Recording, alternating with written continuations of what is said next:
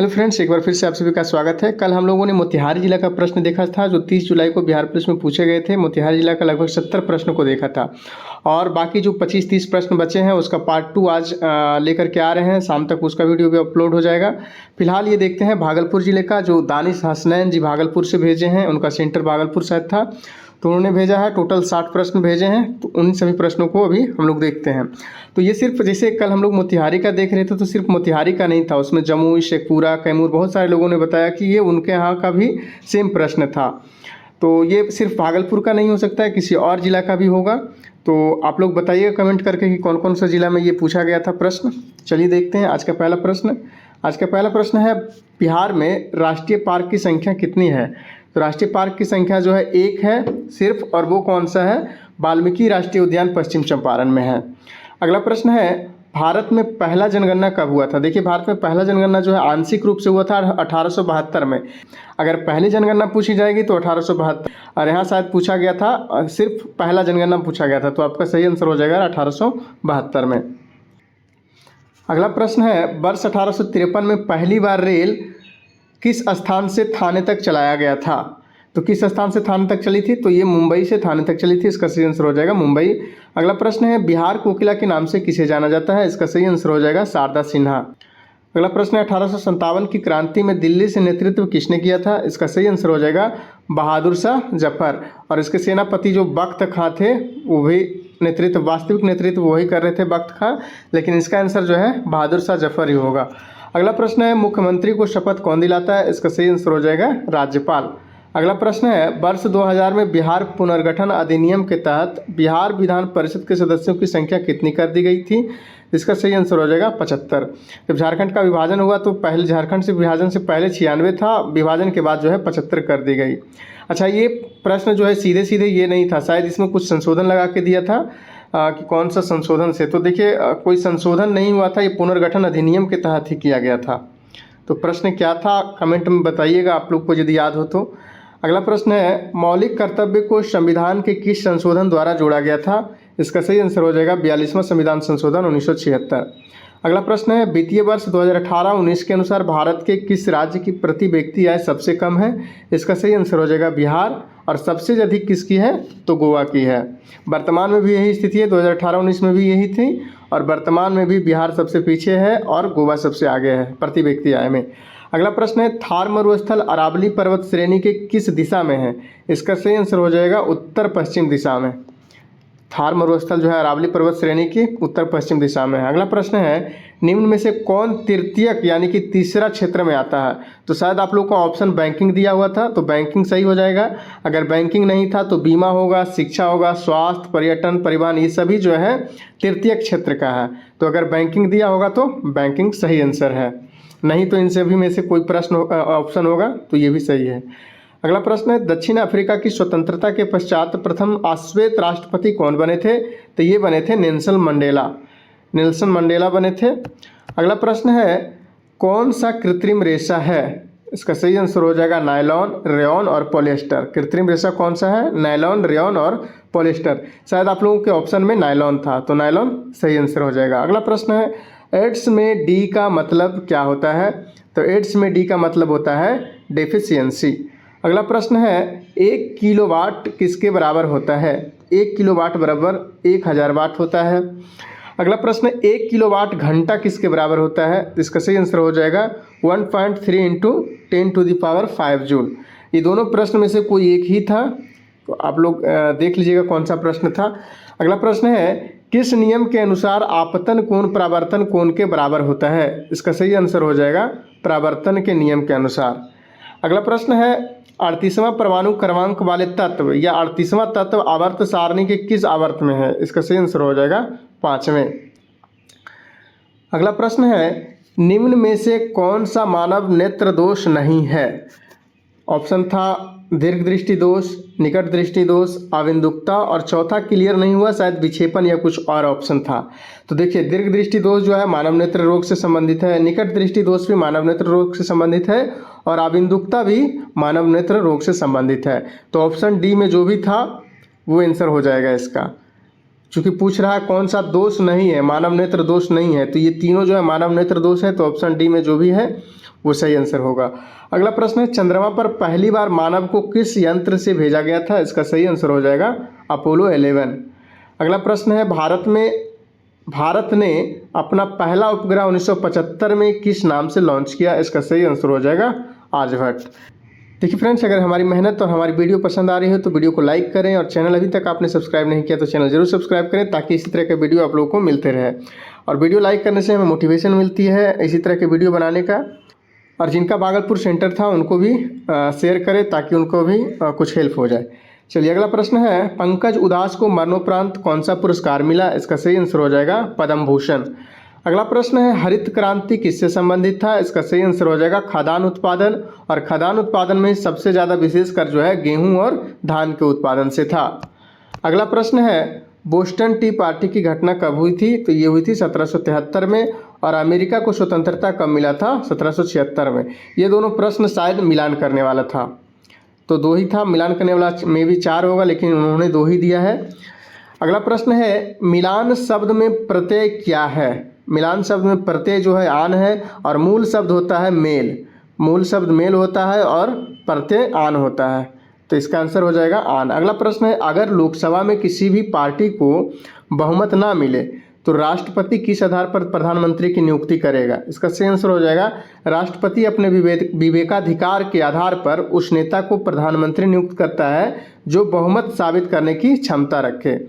अगला प्रश्न है, सूरदास किसके शिष्य थे? इसका सही आंसर हो जाएगा वल्लभाचार्य। अगला प्रश्न है, नेवेली कोयला क्षेत्र किस राज्य में है? इसका सही आंसर हो जाएगा तमिलनाडु। अगला प्रश्न है, लक्षद्वीप की राजधानी कहाँ है? इसका सही आंसर हो जाएगा कवरत्ती। अगला प्रश्न है, काल बैसाखी किस राज्य का त्यौहार है? इसका सही आंसर हो जाएगा पश्चिम बंगाल। नेक्स्ट क्वेश्चन है, वर्ष 2024 में विश्व का सबसे प्रदूषित देश कौन है? इसका सही आंसर हो जाएगा 4। सबसे प्रदूषित देश 4 है। अगर 4 ऑप्शन में नहीं होगा तो इतना में से कोई एक ऑप्शन में होगा।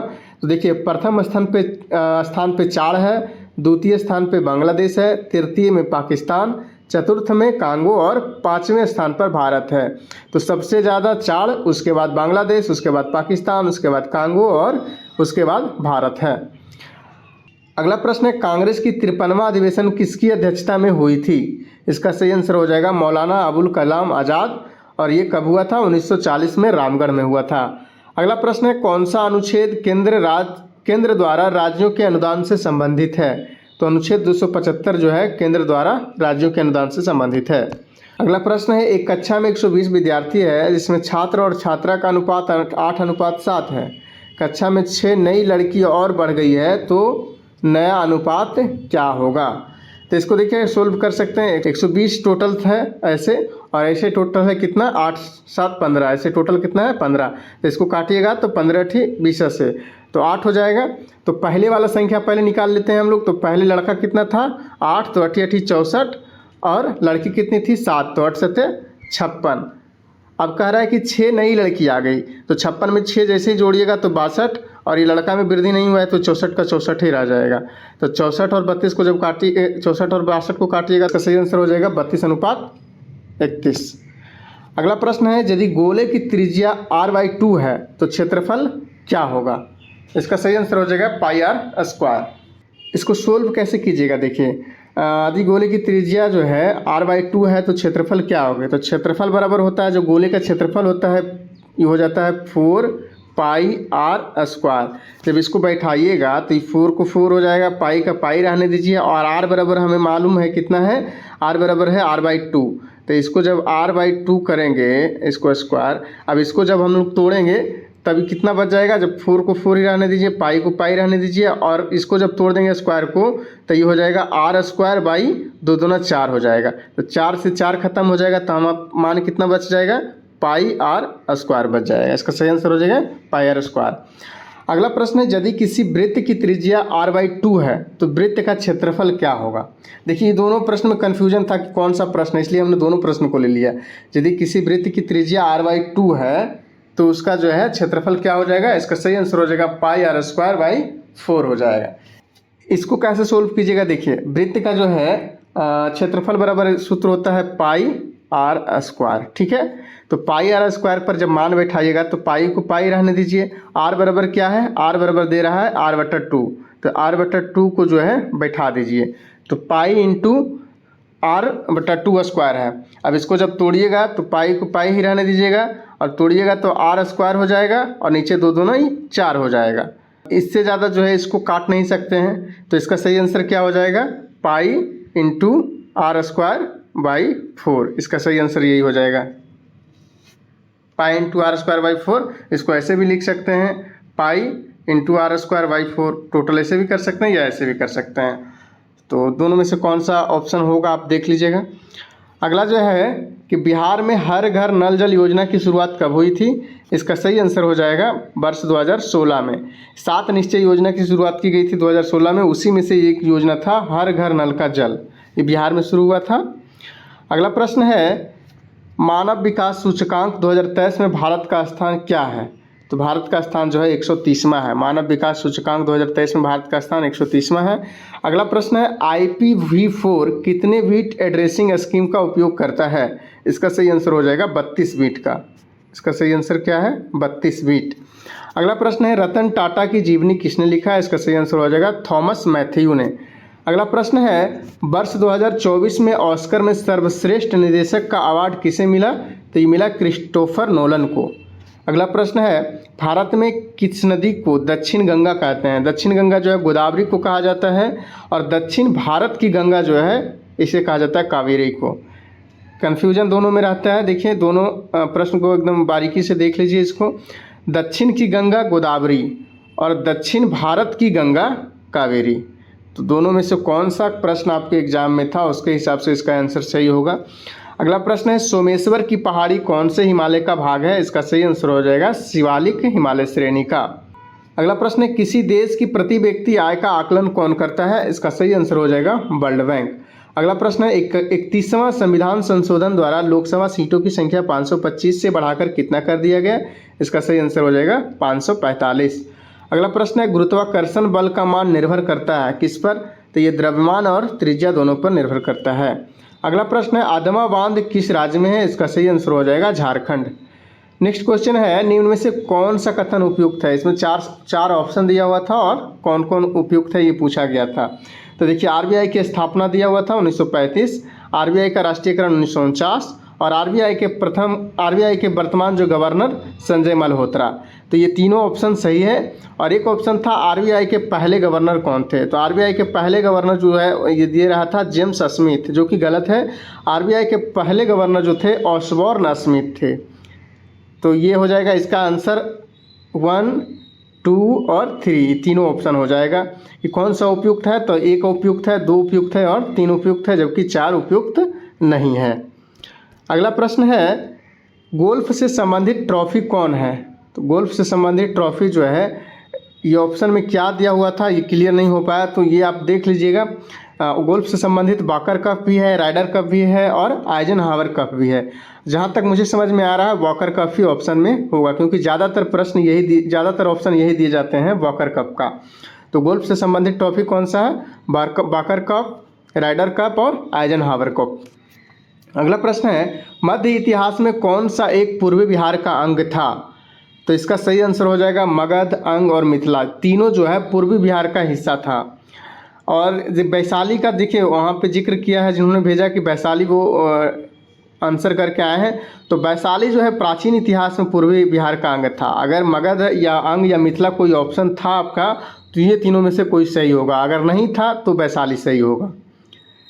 तो देख लीजिएगा कि कौन सा, अगर आपको ध्यान में है कि कौन सा ऑप्शन है तो कमेंट में बताइएगा कौन कौन से ऑप्शन थे। अगला प्रश्न है, सूचना के अधिकार के तहत सूचना की परिभाषा के अंतर्गत कौन नहीं आता है। देखिए ये भी ऑप्शन बेस्ड क्वेश्चन था और क्या ऑप्शन था ये क्लियर नहीं हो पाया है। तो जो क्वेश्चन प्रीवियस ईयर में पूछे गए हैं वो क्वेश्चन मैंने पिक किया है इसमें और उसका ऑप्शन दिया है। तो सूचना के अधिकार के तहत सूचना की परिभाषा के अंतर्गत कौन कौन नहीं आते हैं। तो कार्य पुस्तिका ऑप्शन ए है, इलेक्ट्रॉनिक रूप से रखे गए नमूना ऑप्शन बी, और सी में है फाइल नोटिंग और डी में है परिपत्र। तो ये कार्य पुस्तिका, इलेक्ट्रॉनिक रूप से रखे गए नमूना और परिपत्र, ये तीनों जो है RTI के माध्यम से दिया जा सकता है और RTI में परिभाषित किया गया है, जबकि फाइल नोटिंग को है RTI में नहीं दिया जा सकता है, ये RTI में नहीं रखा गया। अगला प्रश्न है, इनमें से कौन परजीवी है। तो परजीवी जो है फीताकृमि होते हैं, जू होते हैं और प्लाज्मोडियम होते हैं। तो जिन्होंने भेजा वो बोल रहे थे कि जीवाणु शायद वो किए हैं। तो अगर जीवाणु किए हैं तो जीवाणु जो है सभी जीवाणु परजीवी नहीं होते हैं। तो इनमें से कोई अगर ऑप्शन में होगा तो ये सही होगा।